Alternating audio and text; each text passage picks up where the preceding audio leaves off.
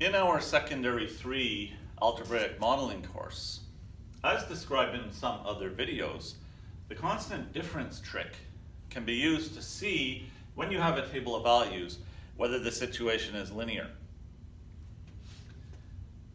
One of the rules, though, is in order to do the constant difference trick, you have to make sure that the numbers in your x side of your table keep on increasing by the same amount. So 0, 1, 2, 3, 4 is good. 0, 2, 4, 6 is also good. But this is not good. 0, 1, 2, 4, 5. I have the same table of values shown here twice.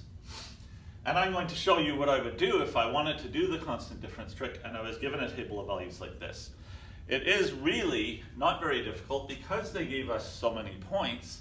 I can say 0, 1, 2 is good. The x values are increasing by 1s each time, and I just won't use these 2 points.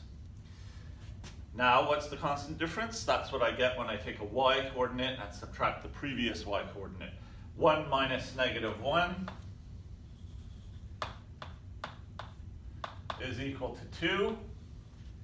3 minus 1 is equal to 2. I'm seeing my constant difference. I have evidence that this is linear, and 3 points was enough for me to find that.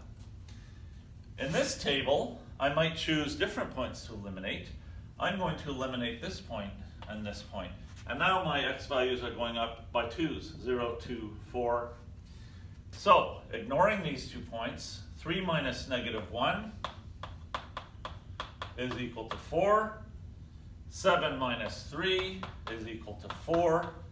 I have a constant difference. I have evidence that this is linear. And it's interesting, it's not even the same difference. But that's something that you can do if you're given a table of values that doesn't seem to be convenient as far as doing the constant difference trick. Find enough points in the table that where the x coordinates are increasing by the same amounts, and then just do the trick using only those points.